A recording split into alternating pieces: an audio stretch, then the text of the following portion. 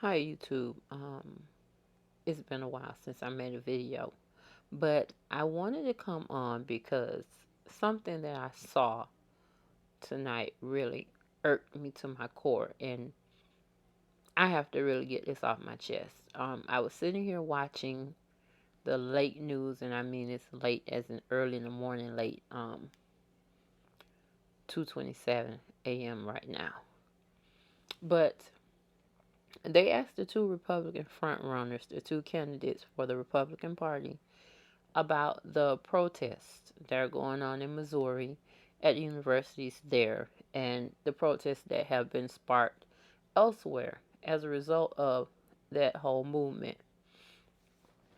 Um, Donald Trump said that he thought that it was disgusting and that the two people that resigned as a result of the protest were weak and ineffective, and that, it was setting a precedent for bad behavior to affect change, blah, blah, blah.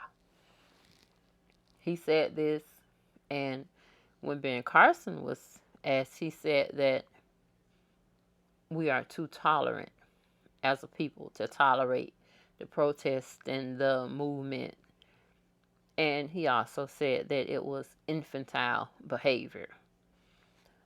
Um, this is what I want to say. Two people that are campaigning to run this country, this great country. They're campaigning for a position that gives them great power, not only in this country, but in the world.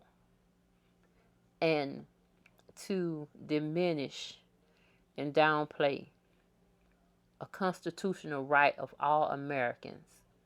First of all, the right to freedom of speech, their right to peaceful protest and assembly, their right to, you know, speak up for themselves and say, hey, we're being mistreated, we're not being treated fairly.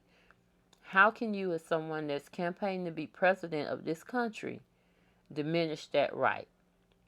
Someone else's constitutional right. Never mind the fact that them voting for you is exercising a constitutional right.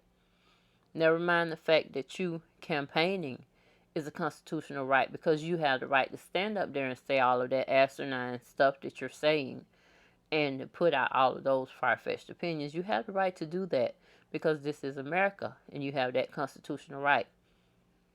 Never mind you even being able to run, Ben Carson, is a constitutional right. As a result of the civil rights movement, you have so many more rights that you would not have had when people exercise their right to protest and their right to speak out against injustice. My thing is this: if that constitutional right and the exercising of that right is disgusting, according to Mr. Trump, if it's infantile behavior, according to Mr. Carson, where do we enter the zone where not only that right is categorized in that way? When is your right to bear arms? When is your right to campaign, your right to speak up, categorized in that fashion also?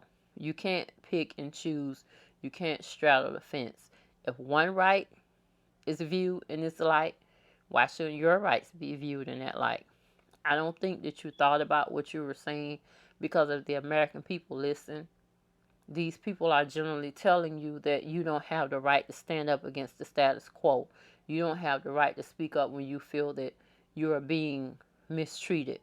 The behavior of you, how dare you say something when we mistreat you? How dare you protest not being treated fairly? It's childish of you to rebel against the people that are not giving you what you're due. It's childish and infantile behavior, to the people that are in charge. We're too tolerant because we allow them to speak their mind. We're too tolerant because we let this affect change. Really? Are these the people that you want to give the power to run your country? Are these the people that you want to give power to negotiate for you in the world? Are these the people that you want to put in a position of power, not just in this country, but being president of the United States? There's a lot of responsibility and a lot of power behind it. Do you really want to give these two people that have demonstrated their lack of knowledge, their lack of tolerance, their lack of support for your constitutional rights, do you really want to put them in the position to make these decisions? Furthermore, when you take the oath of office, you take an oath to uphold the Constitution of the United States.